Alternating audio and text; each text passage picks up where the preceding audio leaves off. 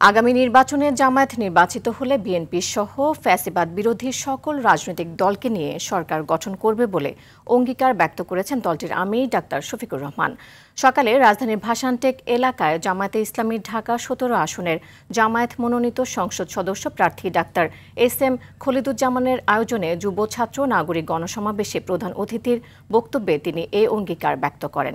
চাঁদাবাজি, দখলবাজি প্রসঙ্গ টেনে তিনি বলেন, দেশ থেকে এখনও ফ্যাসিবাদ দূর হয়নি। জামায়াত আমির বলেন, যারা জাতিকে বিভক্ত করে তারা জাতির দুশমন। তিনি দাবি করেন, জনগণের সম্পদ চুরি ও দুর্নীতি তার দলের সম্পর্ক নেই। কেউ কেউ ইতিমধ্যে বলেছেন তারা ফ্যাসিবাদ বিরোধী সকল দলকে সাথে নিয়ে যদি তারা নির্বাচিত হন তাহলে সরকার গড়বেন ইল্লা জামাতে ইসলামী, জামাতে ইসলামী ছাড়া। আমরা তাদেরকে বিনয়ের সাথে বলবো, জনগণ যদি মহান আল্লাহর ইচ্ছায় আমাদেরকে নির্বাচিত করে, ইনশাল্লাহ আমরা আপনাদেরকেও বাদ দিব না, সবাইকে সাথে নিয়ে আমরা দেশ গড়ব ইনশাল্লাহ।